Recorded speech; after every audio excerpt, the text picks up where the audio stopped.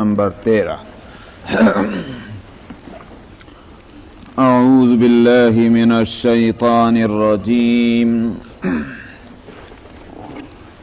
بسم الله الرحمن الرحيم. يولج الليل في النهار ويولج النهار في الليل وسخر الشمس والقمر كل يجري لأجل مسمى ذلكم الله ربكم له الملك والذين تدعون من دونه ما يملكون من قطمير إن تدعوهم لا يسمعوا دعاءكم ولو سمعوا ما استجابوا لكم ويوم القيامة يكفرون بشرككم ولا ينبئك مثل خبير. يا أيها الناس أنتم الفقراء إلى الله والله هو الغني الحميد. إن يشأ يذهبكم ويأتي بخلق جديد وما ذلك على الله بعزيز. ولا تزر وازرة وزر أخرى وإن تدع مثقلة إلى حملها لا يحمل منه شيء ولو كان ذا قربى إنما تنذر الذين يخشون ربهم بالغيب وأقاموا الصلاة ومن تزكى فإنما يتزكى لنفسه وإلى الله المصير. وما يستوي الأعمى والبصير ولا الظلمات ولا النور ولا الظل ولا الحرور وما يستوي الأحياء ولا الأموات إن الله يسمع من يشاء وما أنت بمسمع من في القبور إن أنت إلا نذير. إنا أرسلناك بالحق بشيرا ونذيرا وإن من أمة إلا خلا فيها نذير. وإن يكذبوك فقد كذب الذين من قبلهم جاءتهم رسلهم بالبينات وبالزبر وبالكتاب المنير ثم أخذت الذين كفروا فكيف كان نكير. ألم تر أن الله أنزل من السماء ماء فأخرجنا به ثمرات مختلفا ألوانها ومن الجبال جدد بيض وحمر مختلف ألوانها وغرابيب سود ومن الناس والدواب الدواب والأنعام مختلف ألوانه كذلك إنما يخشى الله من عباده العلماء إن الله عزيز غفور صدق الله العظيم.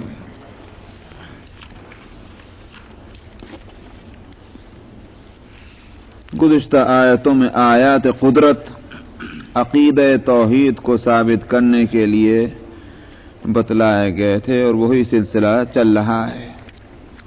فرماتے ہیں یولج اللیل فی النہار ویولج النہار فی اللیل، رات کو دن میں داخل کرتا ہے اور دن کو رات میں. یہ آیت کئی مرتبہ آ چکی ہے قرآن پاک میں، متعدد جگہ یہ مضمون اللہ سبحانہ و تعالی لائیں. دنیا میں یا مکان ہے یا زمان ہے، انسان یا مکان میں گھرا ہوا ہے یا زمان میں گھرا ہے. تو اللہ تعالیٰ یہ بتلاتے ہیں کہ آسمان سے لے کر زمین تک جتنے بھی مکانات ہیں، مکان سے مراد جگہیں، یہ سب بھی ہمارے قبضے میں ہے اور زمان بھی ہمارے قبضے میں ہے. تو گزشتہ آیت میں سمندر جو زمین سے کم از کم 3-4 گنا زیادہ وسیع ہے، اس کو بتلایا کہ دیکھو اس سمندر کے اندر ہماری قدرت کی کرشمہ سازیاں کس طرح سے ہیں. تو سمندروں کا اور زمین کا اور فضاؤں کا یہ تمام جو مکانات جگہیں ہیں، ان کا قبضہ قدرت میں ہونا بتلایا گیا. یہاں سے زمان کو بتلا رہے ہیں کہ زمانے بھی ہمارے ہی قبضے قدرت میں ہے. ہم دن کو رات میں اور رات کو دن میں داخل کرتے ہیں. کیا مطلب؟ وقت مقرر پر دن بڑا ہونا شروع ہو جاتا ہے اور رات گھٹنی شروع ہو جاتی. پھر ایک وقت آتا ہے کہ رات بڑھنی شروع ہوتی، دن گھٹنا شروع ہو جاتا ہے. یہ ہماری طرف سے دن کو بھی اور رات کو بھی جو لگام دیا ہوا ہے کہ اس میں سر منہ اس میں انحراف نہیں ہوتا، وہ اس کی طرف سے روگردانی نہیں ہوتی اور نافرمانی نہیں ہوتی، یہ اس لیے کہ یہ ہمارے قبضے میں ہے. یولج اللیل فی النہار، داخل کرتا ہے رات کو دن میں اور داخل کرتا ہے دن کو رات میں. اور یہ کس طرح سے؟ اس لیے کہ رات اور دن جس چیز سے بنتے ہیں، سورج سے، وہ خود ہمارے قبضے میں ہے. وسخر الشمس والقمر، اور فرمایا کہ رات کو اس نے خدمت پر لگا دیا ہے، وہی سورج کو خدمت پر لگا دیا ہے اور چاند کو. کل یجری لاجل مسمى، تم یہ سمجھتے ہو کہ دنیا میں تغیرات یا سورج کی وجہ سے ہیں یا چاند کی وجہ سے ہیں. اس لیے کہ سورج اپنی تمازت اور حرارت جب ڈالتا ہے تو پھل پکتے ہیں، غلے پکتے ہیں، سمجھ میں آئے، بدن کے اندر آکسیجن پیدا ہوتی ہے، یہ ساری چیزیں. چاند روشنی پھینکتا ہے تو پھلوں کے اندر مٹھاس پیدا ہوتی ہے، غلے جو ہیں وہ پھلتے اور پھولتے ہیں. تم سمجھتے ہو کہ چاند اور سورج کی اپنی حرارتوں سے ساری کارگزاری ہو رہی ہے. یہ ہم نے ان کو خدمت پر لگایا ہوا ہے. کل یجری لاجل مسمى، اور یہ جن کو تم نے طاقت کے مرکز قرار دے کر، کچھ لوگوں نے تو چاند کی پوجا شروع کر دی، سمجھ میں آیا، اور کچھ لوگوں نے سورج کو دیوتا بنا لیا. فرمایا یہ تو ہماری طرف سے ایک خاص وقت کے واسطے یہ خدمت پر لگے ہوئے ہیں. وہ وقت آئے گا نہ سورج رہے گا نہ چاند رہے گا. اذا الشمس كورت واذا النجوم انكدرت، جس وقت سورج بے نور ہو جائے گا اور ستارے جو ہیں وہ دھندلا جائیں گے. معلوم ہوا کہ نہ سورج میں روشنی، نہ چاند میں روشنی، نہ ستاروں میں روشنی. تو اس لیے فرمایا کل یجری لاجل مسمى، ہر ایک ان میں سے چل رہا ہے ایک خاص مقررہ مدت تک کے واسطے. ذالکم اللہ ربکم، اب تم اپنے معبودوں کے بارے میں یوں فرماؤ کہ ان کی کیا کارگزاری ہے، ان کے کارنامے کیا ہیں. اللہ میاں کا کام تو یہ ہے، آسمان اس کے قبضے میں، زمین اس کے قبضے میں، فضائیں اس کے قبضے میں، بارش وہ برسائے، رزق وہ دے، زندگی موت اس کے اختیار میں، چاند اور سورج اس کے گویا مقرر کیے ہوئے ہیں خدمت پر. تو اب تم اس کو چھوڑ کر دوسروں کی عبادت کرتے ہو تو ذرا ان کی بھی کارگزاری بتلاؤ وہ کیا ہے. اس لیے فرمایا ذالکم اللہ ربکم، یہی ہے وہ اللہ جو تمہارے بھی رب ہیں، جو یہ کام جن کے ہیں یہی وہ اللہ ہے اور جو تمہارا رب ہے. والذین تدعون، लहुल मुल्क, उसी की है हुकूमत। ज़ालिकुम अल्लाह रब्बुकुम, यही है वो अल्लाह जो तुम्हारा भी रब है और उसी की हुकूमत है। वल्लज़ीन तदऊन मिन दूनिही मा यमलिकून मिन क़ित्मीर, इसके मुकाबले में जिनकी तुम इबादत करते हो, जिनको दुआओं में तुम याद करते हो, अपने मकासिद की बरारी के वास्ते, अपनी हाजतों को पूरा करने के लिए जिनकी दुआइयां तुम देते हो, फरमाया वो जो हैं अल्लाह के अलावा, वो तो खजूर की गुठली के ऊपर जो एक धागा होता है उसके भी मालिक नहीं। ये गोया बहुत मामूली चीज, खजूर की गुठली निकालिए खजूर के अंदर से, और उस वो गुठली का जहां वो एक शिगाफ पड़ा हुआ है उसके ऊपर एक धागा होता है, उस धागे को कहते हैं कितमीर। और माया कि ये तो इतने मामूली चीज का भी मालिक नहीं। वल्लज़ीन तदऊन मिन दूनिही मा यमलिकून मिन कितमीर। आगे इन तदऊहुम ला यस्माऊ दुआअकुम, और फिर ये ऐसे बेजान, तुम्हें अकल नहीं है इस सोचते हुए कि जो पत्थर के बुत हैं जो सुन नहीं सकते, ये जरूरत कहां से पूरी करेंगे। इन तदऊहुम ला यस्माऊ दुआअकुम, तुम अगर इनको पुकारो ये तुम्हारी दुआओं को सुने नहीं। बिल फर्ज वल महाल, अगर तुम ये ख्याल कर लो चलिए साहब हम पत्थरों को नहीं जिंदा इंसानों को हम अपना माबूद बना लेते हैं, इसलिए कि ये बड़े मुकद्दसीन हैं, बड़े करामाती हैं, बड़े करिश्मे दिखलाने वाले हैं, अच्छा साहब इनको बना लीजिए अपना माबूद। फरमाया कि वलौ समिअू मस्तजाबू लकुम, अगर इन सुन भी लें इनमें से कोई जिंदा होने की वजह से, तो भी दुआ तो कबूल करने की ताकत इनमें है नहीं।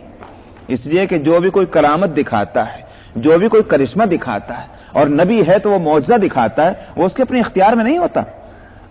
अंबिया अलैहिस्सलातु वस्सलाम के मौजज़ात और औलिया अल्लाह की करामात ये उनके अपने इख्तियार में नहीं होती, ये अल्लाह सुब्हानहू व तआला के इख्तियार में होती है। जिस वक्त चाहें नबी के हाथ से वो मौजज़ा जाहिर कर दें, और जिस वक्त चाहें न जाहिर करें। जब नबियों की ये शान है तो औलिया की शान तो उनसे नीचे ही है।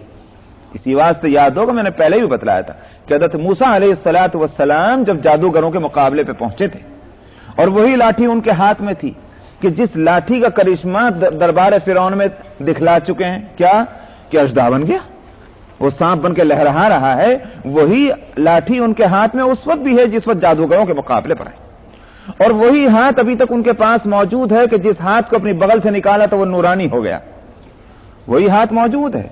मगर जब जादूगरों ने अपना जादू दिखलाया, मूसा अलैहिस्सलाम जो है वो डर गए। डरे क्यों?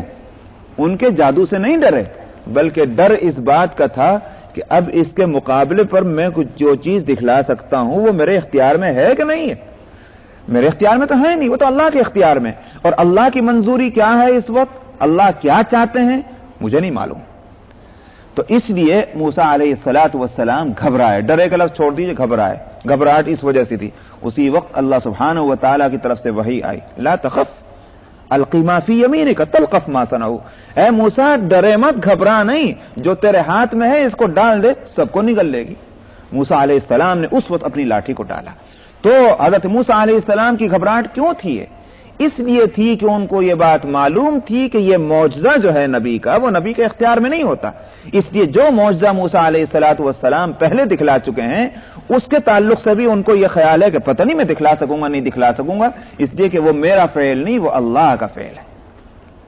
खुद नबी करीम सल्लल्लाहु अलैहि वसल्लम के मौजज़ात आपके अपने इख्तियार के नहीं थे, अल्लाह सुब्हानहू व तआला के इख्तियार। इसी को कुरान शरीफ में फरमाया कि ग़ज़वा बदर के मौके पर नबी करीम सल्लल्लाहु अलैहि वसल्लम ने जमीन से मिट्टी उठाकर अपने हाथ में और दुश्मन की तरफ फेंकी, और नतीजा उसका यह हुआ कि उसके नतीजे में उनको हार हुई। जाहिर असबाब में तो यह था कि लड़ने वाले लड़ रहे थे, और हकीकी सबब यह था कि अल्लाह सुब्हानहू व तआला का फैसला था। मगर उन्हीं असबाब में एक मौजज़ा यह था कि उन मुशरिकीन के अंदर कोई फर्द ऐसा न बचा जिसके आंखों के ऊपर वो मिट्टी न पहुंची हो। उसको अल्लाह सुब्हानहू व तआला ने फरमाया, वमा रमईता इज़ रमईता वलाकिन्नल्लाह रमा, ऐ पैगंबर वो जो आपने मिट्टी फेंकी थी वो आपने नहीं फेंकी थी, वो अल्लाह ने फेंकी थी।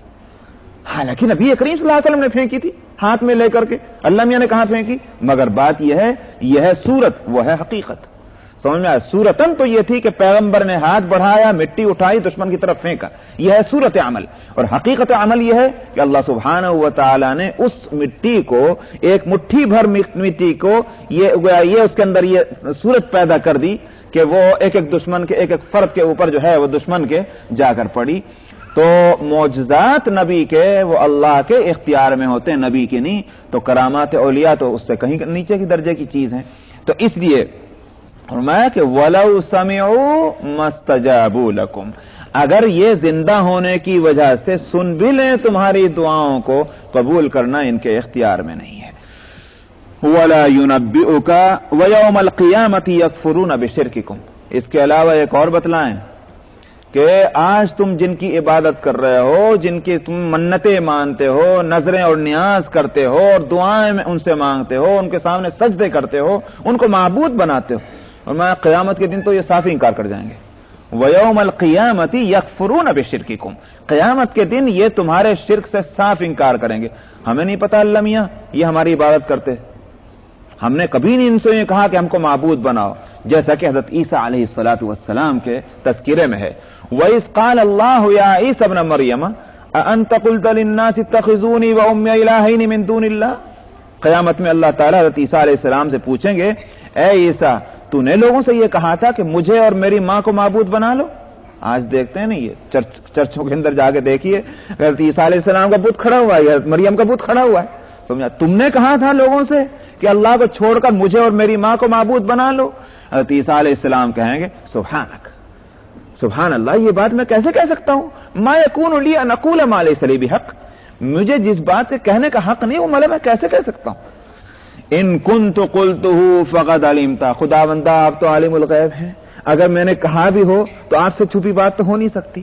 معلوم ہوا کہ میں عالم الغیب نہیں، آپ عالم الغیب ہیں، تو بھلا میں کہاں سے معبود ہو سکتا ہوں؟ معبود وہ جو عالم الغیب ہو. ما یکون، سبحان ما یکون لی ان اقول ما لیس لی بحق ان کنت قلت فقد علمت تعلم ما فی نفسی ولا اعلم ما فی نفسک. آپ کے عالم الغیب ہونے اور میرے جو بھی کچھ کیفیت ہے میرے علم کی، تو یہ حقیقت ہے کہ آپ کے دل میں کیا وہ میں نہیں جانتا اور میرے دل میں کیا آپ اس کو جانتے ہیں. تو کہاں میں، کہاں آپ، کہاں زمین، کہاں آسمان، چہ نسبت خاک را با عالم پاک. اس صورت میں میرے معبود ہونے کا تو سوال ہی پیدا نہیں ہوتا. اس لیے سبحانک پہلے کہا. سبحان اللہ، آپ کی ذات تو بڑی اس عیب سے پاک ہے. تو میں نے اس لیے عرض کیا کہ حضرت عیسیٰ علیہ السلام نے، اللہ کو معلوم ہے کہ قطعاً حضرت عیسیٰ علیہ السلام نے دنیا میں یہ بات نہیں کہی، مگر کیوں پوچھیں گے؟ تاکہ ان کے عبادت گزار بندے جو ہیں وہ کان کھول کے سن لیں آج قیامت کے دن کہ جس عیسیٰ کی تم عبادت کیا کرتے تھے وہ عیسیٰ آج صاف انکار کر رہے ہیں. سمجھا؟ فرمایا وَيَوْمَ الْقِيَامَةِ يَكْفُرُونَ بِشِرْكِكُمْ، قیامت کے دن یہ تمہارے شرک سے، تو شرک تو اللہ میاں فرما رہے ہیں، ان کے نزدیک تو شرک نہیں، ان کے نزدیک تو یہ عین گویا دین ہے، لیکن اللہ تعالیٰ اس کا نام لے رہے ہیں کہ یہ تمہارا شرک جو ہے ہمارے اپنے اعتبار سے اس سے صاف انکار کر دیں گے یہ تمہارے معبودین. وَلَا يُنَبِّئُكَ مِثْلُ خَبِيرٍ، اور فرمایا قیامت کی یہ باتیں بھی تمہیں کون بتلا سکتا ہے؟ کس کے پاس علم ہے کہ قیامت میں کیا ہونے جا رہا ہے؟ وہ ہم ہی ہیں. فرمایا کہ تجھ کو اے پیغمبر کوئی خبر نہیں دے سکتا ان باتوں کی جیسا کہ خبر دینے والا تجھ کو خبر دیتا ہے. خبیر سے مراد اللہ سبحانہ و تعالیٰ کی ذات ہے. تو یہ گویا یہ بھی ایک معجزہ ہے نبی کریم صلی اللہ علیہ وسلم کا کہ آپ ماضی کے واقعات بھی بتلاتے ہیں اور مستقبل فیوچر کی باتیں بھی اللہ کے بتلانے سے بتلاتے ہیں. اسی کو قرآن پاک کے تعلق سے نبی کریم صلی اللہ علیہ وسلم نے فرمایا قرآن پاک کیا چیز ہے؟ قرآن پاک وہ ہے فیہ نبأ ما قبلکم وخبر ما بعدکم هو الفصل لیس بالہزل. فرمایا کہ یہ قرآن وہ ہے کہ اس میں جو گزر چکا ہے اس کی بھی خبریں ہیں اور جو آنے والی چیز وقت ہے اس کی بھی باتیں اس میں موجود ہے. هو الفصل لیس بالہزل، یہ بڑی مضبوط بات ہے، ٹھوس، سالڈ حقیقتیں ہیں قرآن پاک کے اندر، حسیس دل لگی کی چیزیں نہیں ہے.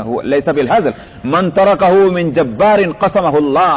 فرمایا کہ جس نے اس کو نظر انداز کیا اس قرآن کو تکبر کی وجہ سے، اس کو بے حقیقت جانا، سمجھ میں آیا؟ فرمایا اللہ میاں اس جابروں کی گردن توڑ دیں گے.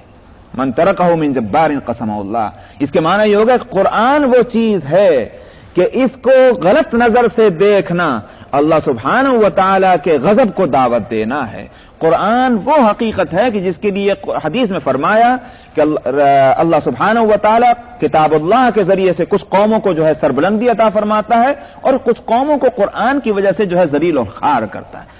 سربلندی ان کو نصیب ہوتی جو قرآن کی قدر کرتے ہیں، قرآن کے حقوق کو ادا کرتے ہیں، اور جو قرآن کے ساتھ وہ معاملہ کرتے ہیں کہ قرآن کا وہ حق نہیں، تو پھر وہ یقیناً ذلیل اور خوار ہوتے ہیں۔ من ترکہ من جبار قسمہ اللہ ومن ابتغى الہدی فی غیرہ اضلہ اللہ، اور فرمایا جو ہدایت کو قرآن کے علاوہ کہیں اور تلاش کرنے جائے وہ کبھی بھی اس کو راستہ نہیں ملے گا، وہ بھٹکتا ہی رہے گا۔ اضلہ اللہ، تو یہ قرآن کی، اور وہ حدیث طویل ہے، اس وقت میں اس ضرورت نہیں کہ میں ساری بیان کروں، مجھے تو صرف یہ عرض کرنا تھا کہ یہ قرآن پاک کا یہ معجزہ کہ اس میں گزشتہ کے واقعات بھی ہیں اور آنے والے وقت کی حقیقتیں بھی اس میں بتلائی گئی ہیں، اور یہ اس لیے کہ یہ قرآن اللہ کا کلام ہے، اللہ عالم الغیب والشہادہ ہیں، اس لیے فرمایا کہ ولا ينبئك مثل خبیر یا ایھا الناس انتم الفقراء الی اللہ۔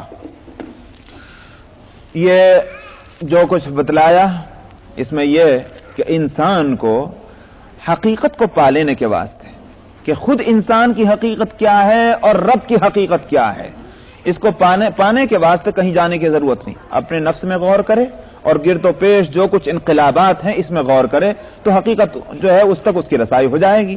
اسی کو ہمارے یہاں کے جو ایک بزرگ تھے مولانا محمود الحسن شیخ الہند رحمۃ اللہ علیہ، انہوں نے ایک شعر کے اندر اس بات کو کہا، انقلابات جہاں واعظ رب ہیں دیکھو، انقلابات جہاں واعظ رب ہیں دیکھو، ہر تغیر سے صدا آتی ہے ففہم ففہم۔ تو واقعہ یہ ہے کہ یہ دنیا میں جو تبدیلیاں ہیں، موسموں کا الٹ پھیر، رات اور دن کا آنا اور جانا، اسی طرح سے زندگی اور موت، تندرستی اور بیماری، غریبی اور امیری، یہ سارے تغیرات یہ بتلاتے ہیں کہ ہمارے اپنے حالات خود ہمارے کنٹرول میں نہیں ہیں، تو پھر کوئی اور طاقت ہے کہ جو اس سارے سسٹم کو اور سارے نظام کو چلا رہی ہے۔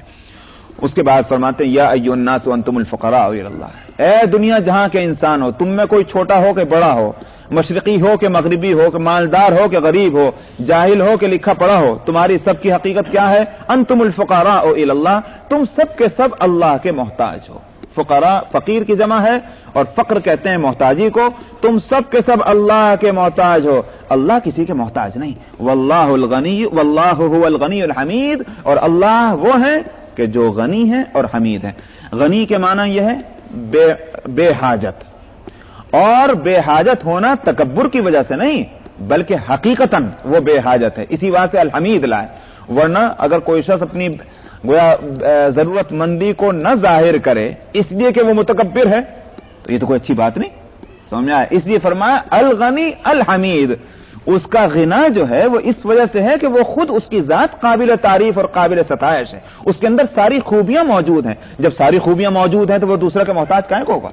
کوئی دنیا میں انسان وہ نہیں ہے کہ جو یوں کہہ دے کہ صاحب ساری خوبیاں اس کے اندر موجود ہیں، کچھ نہ کچھ خرابی کہیں نہ کہیں ضرور نکل آئے گی، اس خرابی کی وجہ سے یہ ضرور محتاج ہے۔ اللہ کے اندر کوئی کمی نہیں، کوئی خرابی نہیں، وہ حمید ہے، اس واسطے وہ غنی ہے۔ تو الغنی الحمید اس لیے فرمایا ان یشاء یذھبکم ویأتی بخلق جدید، جب تم ہوئے ضرورت مند اللہ کے اور اللہ تمہارے ضرورت مند نہ ہوئے تو تمہارا معاملہ اللہ کے ساتھ کیا ہونا چاہیے؟ اب اگر تم اکڑ دکھلاتے ہو اس فقیری کے باوجود، اس غربت کے باوجود، اس حاجت مندی کے باوجود، اور یہ سر نیاز اللہ کی چوکٹ پر نہیں جھکاتے تو ہمارا کچھ نہیں بگڑتا، ہمارے کارخانہ جو ہے وہ تو چلتا رہے گا اسی طرح سے، تم نہیں رہو گے یہاں ہم دوسری قوم لا کر تمہاری جگہ بٹھا دیں گے۔ فرمایا کہ ان یشاء یذھبکم، وہ اگر چاہے تمہیں لے جائے، تمہیں یہاں سے رخصت کر دے اس دنیا سے، ویأتی بخلق جدید، اور ایک نئی مخلوق لا کر تمہاری جگہ بسا دے، یہ تم کو اس کو اللہ کو اس کا اختیار ہے۔ اس لیے اپنے وجود کو اللہ کی نعمت اور اللہ کے دین سمجھ کر اللہ کے حقوق کو ادا کرنے کی کوشش کرتے رہنا چاہیے۔ یہ غرہ کرنا کہ صاحب ہم نہیں ہوں گے تو یہ دنیا نہیں چلے گی، ہم نہیں ہوں گے تو یہ مسجد نہیں چلے گی، ہم نہ ہوں گے تو یہ ادارہ نہیں چلے گا، کون ہے ہم؟ ہماری حقیقت ہے کیا؟ سمجھ میں آیا؟ تو اگر ہم نہ ہو تو کیا چاند سورج نہیں چلے گا؟ چلے گا۔ اگر چاند سورج اللہ چلا سکتے ہیں تو ہمارے یہ سارے دین کا کارخانہ بھی چلا سکتے ہیں اللہ سبحانہ و تعالی۔ اس لیے کسی کو بھی غرہ کرنا کسی کام میں بھی یہاں دنیا میں اس کی اجازت نہیں ہے، وہ اللہ کے یہاں کسی طرح پسندیدہ نہیں۔ وما ذلك علی اللہ بعزیز، تمہارا بستر گول کرا دینا اور نئی مخلوق کو لا کے تمہاری جگہ بٹھا دینا اللہ پہ ذرا بھی یہ بات بھاری نہیں ہے، ذرا مشکل نہیں اللہ کے لیے۔ ولا تزر وازرۃ وزر اخرى۔ اچھا صاحب چلیے ایک خیال یہ ہو سکتا ہے ہم برے ہیں مگر ہم چونکہ فلانے خاندان کے ہیں، ہماری رشتہ داری فلاں سے ہے، ہم فلانے کی پارٹی کے لوگ ہیں، لہذا آخر اس کا بھی تو کوئی فائدہ ہوگا۔ دنیا میں ہم دیکھتے ہیں کہ الدنیا بالوسائل لا بالفضائل، کہ دنیا میں کمالات کی وجہ سے کام نہیں بنتے بلکہ ذرائع کی وجہ سے میرے اندر کوئی خوبی نہیں مگر میرا تعلق آپ حضرات سے، میرا کام چل رہا ہے، سمجھ میں آئے؟ تو الدنیا بالوسائل لا بالفضائل، اللہ میں کیا بھی ایسے ہی چل جائے گا؟ یہی نظام بھی دنیا میں اللہ کا بنایا ہوا ہے، قیامت میں بھی یہ ہوگا کہ ہمارے رشتہ داروں میں جو بڑے ہیں، بزرگ ہیں، نبی ہیں، رسول ہیں، سمجھ میں آیا، وہ ہماری بخشش کرا، ہماری سارے بوجھ کو اٹھا لیں گے۔ فرمایا ایک ہے سفارش کرنا اور ایک ہے کسی کا بوجھ اٹھانا۔ بوجھ اٹھانے کے کیا معنی؟ اسے چھوڑو اس کو پکڑ لو۔ یہ اندھیر نگری چوپٹ راج اللہ کے یہاں نہیں ہوگا۔ اندھیر نگری چوپٹ راج سنا ہے کہ نہیں سنا؟ نہیں سنا آپ نے کبھی؟ سنا ہے یہ واقعہ کہیں نہیں سنا ہے؟ اندھیر نگری چوپٹ راج ایک بھول گئے۔ ایک پنڈت جی اپنے چیلے کو لے کے کہیں چلے تھے ٹور پہ، تو وہ چلتے چلتے ایک ایسے شہر میں پہنچے کہ چیلا نے چل پھر کے جو دیکھا بازار میں، تو وہاں دیکھا کہ ہر چیز جو ہے وہاں بڑی افراد کے ساتھ رکھی ہوئی بھی ہے، اور ساتھ میں بڑی عجیب بات کیا ہے، ہر چیز جو ہے وہ ایک ٹکے سیر مل رہی۔ سمجھا نہیں صاحب کہ سبزی لو تو ٹکے سیر، گوشت لو تو ٹکے سیر، سمجھا دودھ لو تو، اور گھی لو تو، اور آٹا لو تو، اور چاول لو، سب ایک ہی بھاؤ۔ اس نے کہا کہ بھائی یہ تو بہت اچھا شہر ہے، سمجھ میں آیا، اس لیے کہ ہم لوگوں کے ہاں تو یہ ہے کہ بھائی جو معمولی چیزیں ہیں تو سستی، اعلیٰ درجے کی چیزیں ہیں تو مہنگی، یہ شہر بہت اچھا ہے، اس میں آئیں گے تو گھی کھائیں گے، دودھ پیئیں گے، سمجھ میں مکھن کھائیں گے، گوشت، یہ گوشت خیر ان کے یہاں کھانا ناجائز ہے، یہ ساری چیزیں کھائیں گے تو یہ شہر بہت اچھا۔ آ کر اس نے کہا پنڈت جی سے، پنڈت جی میری ایک سنو تو، کہیں نہ جاؤ بس یہیں ٹھہر جاؤ۔ پنڈت جی نے کہا کیوں؟ اس نے کہا کہ اس وجہ سے۔ پنڈت جی نے کہا کہ دیکھ تجھے تجربہ نہیں ہے، مجھے تجربہ ہے، یہ شہر بڑا خراب ہے، یہاں نہیں ٹھہرنا۔ انہوں نے کہا کہ نہیں پنڈت جی آپ کو پتہ نہیں ہے، آپ میری بات مانیے، یہ شہر بہت اچھا ہے۔ آخر اس کی بات مان لی اور اس کو بتا دیا تھا کہ دیکھ مجھے تو ایسا لگتا ہے کہ یہاں اندھیر نگری چوپٹ راج ہے۔ انہوں نے کہا جی میرے نہیں سمجھ میں آتی، یہاں کھانے کو چیزیں بہت اچھی مل رہی، رہ جاؤ بھائی۔ اب اس کو چیلے کو جب کھانے کو چیزیں خوب ملی تو واقعی وہ موٹا ہو گیا، اس لیے اب تک تو کچھ نہیں مل رہا تھا، دبلا تھا، ریاضتیں کرتا تھا، مجاہدیں کرتا تھا، وظیفے پڑھتا تھا، یہ تو کام تھا، لیکن کھانے کو کچھ نہیں ملتا تھا۔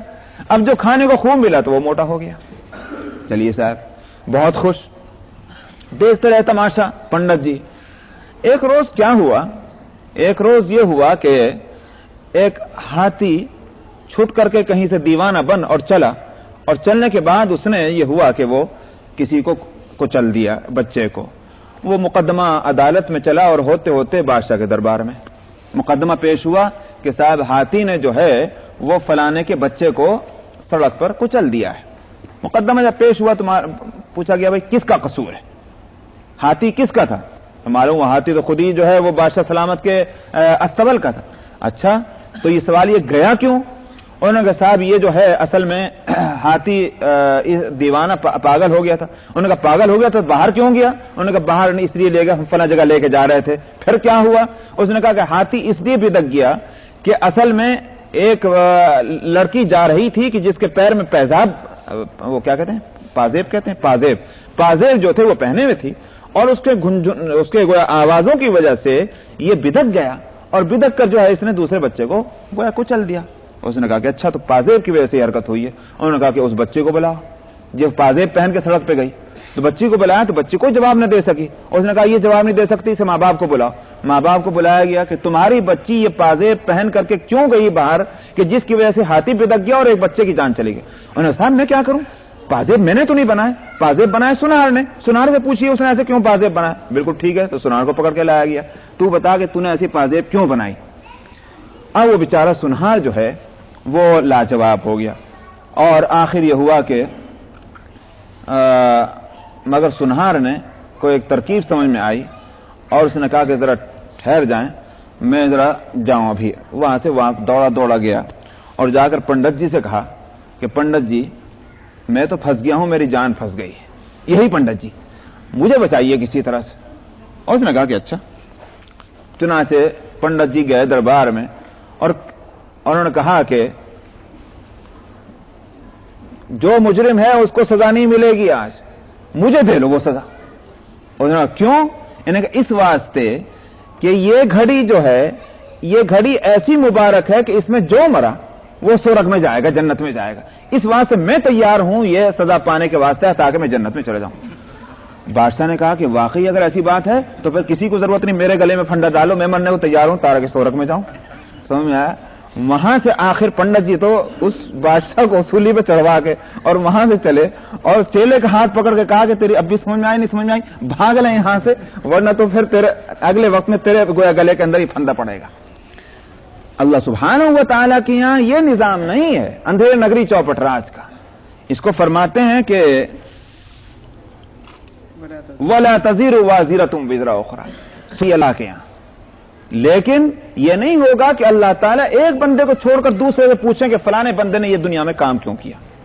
یہ نظام اللہ کے یہاں نہیں ہو. اسی سے انکار کیا جا رہا کہ وَلَا تَزِرُ وَازِرَةٌ وِزْرَ أُخْرَىٰ، کوئی بھی دوسرے کا بوجھ نہیں اٹھائے گا. وَإِن تَدْعُ مُثْقَلَةٌ إِلَىٰ حِمْلِهَا لَا يُحْمَلْ مِنْهُ شَيْئًا.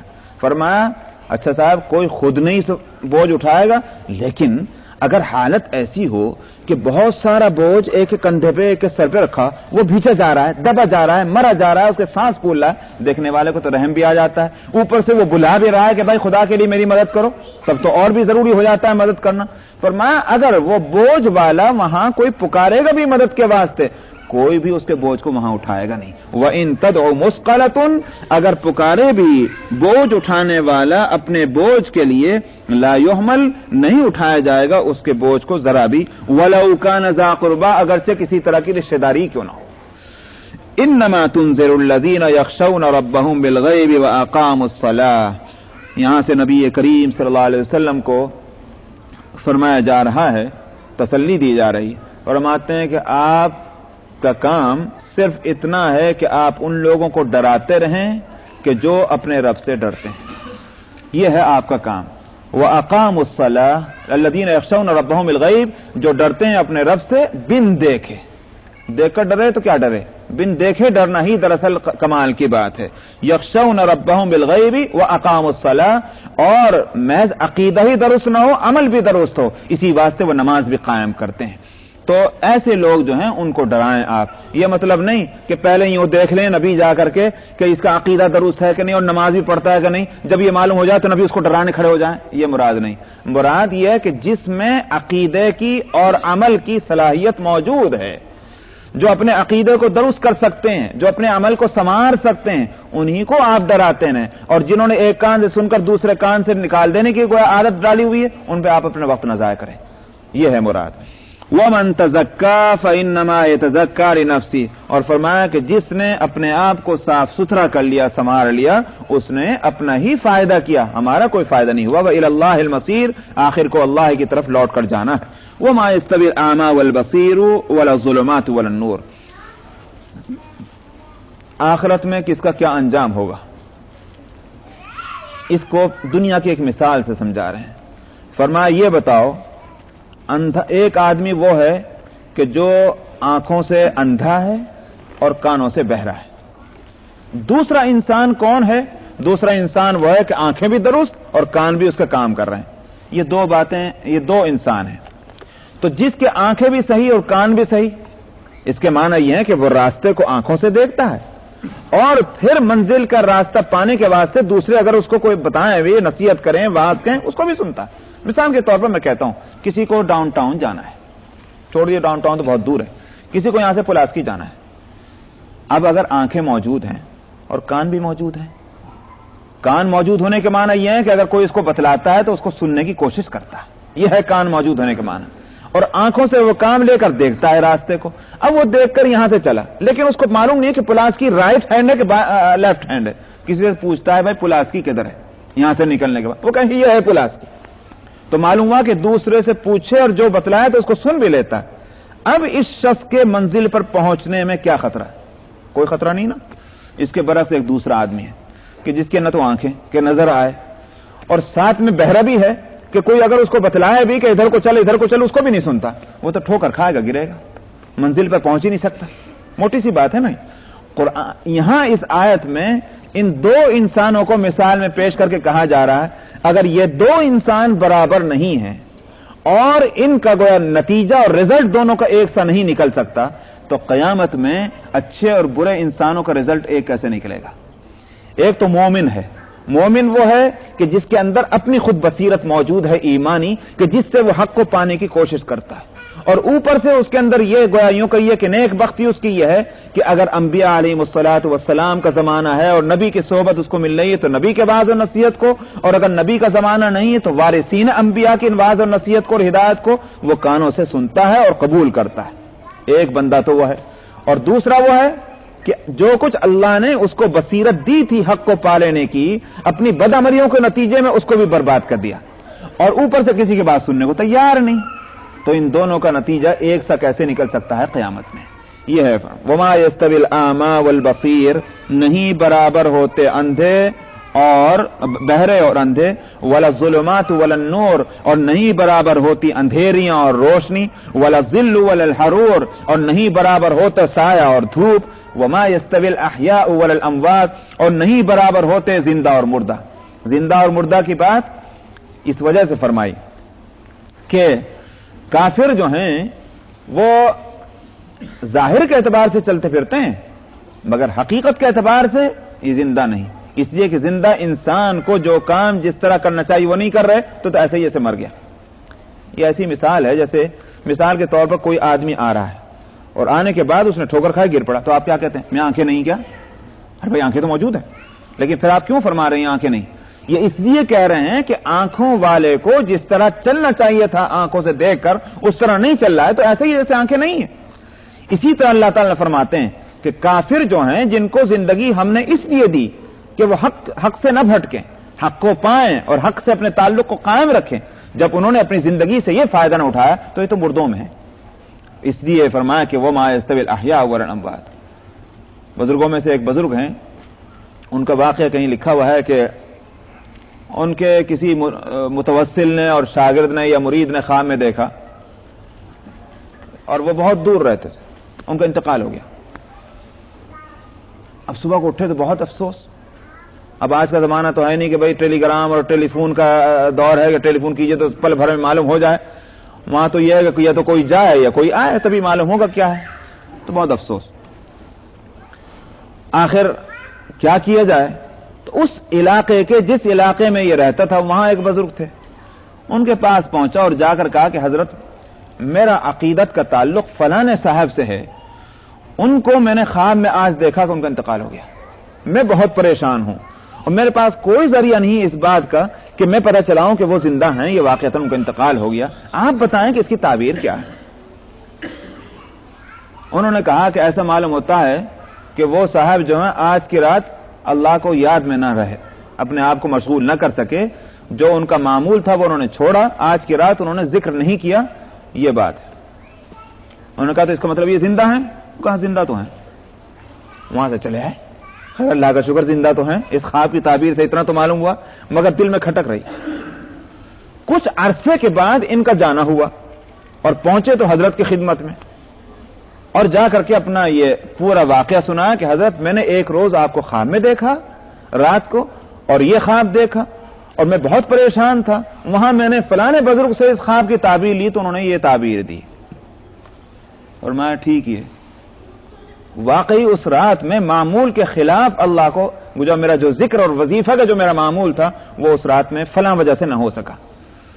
تو معلوم ہوا کہ اولیاء اللہ کے یہاں اس واقعے کو بیان کر کے لکھتے ہیں کہ اولیاء اللہ کے یہاں ذکر کرنے والا زندہ ہے, اس لیے کہ ذکر جو ہے وہ زندگی ہے, اور ذکر نہ کرنا چونکہ یہ موت ہے, اس لیے جو ذکر سے غافل ہوا وہ مردہ ہے. اور ظاہر ہے کہ کافر جو ہے اس سے بڑھ کر مردہ کون ہو سکتا ہے, اس لیے کہ وہاں تو ذکر ہے ہی نہیں. اس لیے فرمایا کہ وما یستوی الاحیاء والاموات, زندہ اور مردہ بھی جو ہے برابر نہیں ہو سکتے. ان اللہ یسمع من یشاء وما انت بمسمع من فی القبور، جب یہ کافر مردہ ٹھہرے تو فرمایا کہ مردہ کو کون کوئی بات سنا سکتا ہے، وما انت بمسمع من فی القبور، جو قبروں میں چلے جائیں ان کو کون سنا سکتا ہے، ہماری طرف سے یہ قبروں میں ہیں اگرچہ یہ زمین پر چلتے پھرتے ہیں۔ ان اللہ یسمع من یشاء، اللہ ہی جس کو چاہے وہ سنوا دیں، لیکن آپ اے پیغمبر آپ کے طاقت میں یہ نہیں ہے، آپ کی قدرت میں یہ نہیں ہے کہ جو لوگ قبر میں ہیں ان کو آپ سنوا دیں۔ تو اس سے یہ مسئلہ جو ہے مردوں کے سننے کا وہ بھی صاف ہو جاتا ہے کہ آیا مردے سنتے ہیں کہ نہیں سنتے۔ کچھ باتیں تو یہ بتلاتی ہیں کہ مردے سنتے ہیں، جیسے مثلا شریعت کا مسئلہ یہ ہے کہ اگر آپ قبرستان میں جائیں تو کیا کریں آپ؟ السلام علیکم یا اہل القبور من المسلمین انتم لنا سلف ونحن لکم خلف وانا ان شاء اللہ بکم للاحقون۔ بھائی کس کو سلام کر رہے؟ یا اہل القبور، اے قبروں والو تمہارے اوپر سلامتی۔ تو کیوں یہ سلام کس کو کیا جا رہا ہے؟ اگر وہ سنتے نہیں ہیں تو سلام کرنے کا کیا فائدہ؟ یہ بات بتلاتی ہے کہ مردے سنتے ہیں۔ اور فرمایا کہ وما انت بمسمع من فی القبور، جو قبروں میں ہیں ان کو آپ نہیں سنا سکتے، یہ بتلا رہی ہے کہ مردے نہیں سنتے۔ لیکن اس کے ساتھ ان اللہ یسمع من یشاء کا لفظ ہے، اس نے اس حقیقت کو کھول دیا کہ مردے اپنے آپ سے نہیں سنتے، لیکن اللہ سبحانہ و تعالی ان کو سنواتے ہیں، اور غیبی انتظام ان کے سنوانے کا ہوتا ہے تو وہ بات سن لیتے ہیں۔ دنیا کی ہر بات نہیں سنتے، لیکن اگر جا کر کے کوئی شخص سلام کہتا ہے اس کو سن لیتے ہیں، یا جو اور کوئی بات اللہ تعالیٰ سنوانا چاہتے ہیں وہ مردہ اس کو سن لیتا ہے، لیکن دنیا کی ہر بات مردہ نہیں سنتا۔ نہ مردے میں طاقت سننے کی اور نہ سنانے والے میں طاقت سنانے کی، یہ طاقت صرف اللہ سبحانہ و تعالیٰ کے اندر ہے کہ وہ چاہے تو سنوا دے۔ اس لیے اللہ تعالیٰ غیب سے یہ انتظام رکھتے ہیں کہ ایک مومن بندہ ایک مومن کی قبر پہ گیا، اس نے کہا السلام علیکم، اور فرشتہ فوراً جو ہے اللہ کی طرف سے وہ سلام لے کر کے اس مردے تک پہنچتا ہے، اور وہ سلام پہنچاتا ہے کہ فلانا انسان تجھے سلام کہہ رہا ہے۔ تو یہ ہے وہ صورت۔ ان اللہ یسمع من یشاء، بلا شبہ اللہ جس کو چاہتے ہیں سنواتے ہیں، اور اے پیغمبر آپ جو لوگ قبروں میں ہیں ان کو سنوانے والے نہیں ہیں۔ ان انت الا نذیر، آپ کی شان تو بس یہ ہے کہ آپ ڈرانے والے ہیں۔ اس کے معنی یہ ہے کہ آپ کو کوئی خدائی طاقت اور قوت نہیں دے دی گئی ہے، بلکہ آپ صرف ڈرانے والے ہیں۔ خدائی طاقت اور قوت اگر آپ کو ملتی تو ہدایت اور گمراہی کا اختیار بھی آپ ہی کے ہاتھ میں ہوتا، اس کا آپ کے ہاتھ میں نہ ہونا یہ بتلا رہا ہے کہ خدائی طاقت اور قوت آپ کے ہاتھ میں نہیں۔ جب نہیں تو آپ کی حیثیت کیا نکلی؟ ان انت الا نذیر، آپ صرف ڈرانے والے ہیں، لوگوں کو ڈراتے رہیں، اس کے بعد ان کا کیا انجام ہونا ہے اس کی فکر آپ چھوڑ دیں بس۔ آیت نمبر 24 اس قرآن شریف کا صفحہ ہے 1159، سورہ الفاتر آیت نمبر 24۔ اعوذ باللہ من الشیطان الرجیم، بسم اللہ الرحمن الرحیم۔ إنا أرسلناك بالحق بشيرا ونذيرا وإن من أمة إلا خلا فيها نذير وإن يكذبوك فقد كذب الذين من قبلهم جاءتهم رسلهم بالبينات وبالزبر وبالكتاب المنير ثم أخذت الذين كفروا فكيف كان نكير ألم تر أن الله أنزل من السماء ماء فأخرجنا به ثمرات مختلفا ألوانها ومن الجبال جدد بيض وحمر مختلف ألوانها وغرابيب سود ومن الناس والدواب والأنعام مختلف ألوانه كذلك إنما يخشى الله من عباده العلماء إن الله عزيز غفور. إن الذين يتلون كتاب الله وأقاموا الصلاة وأنفقوا مما رزقناهم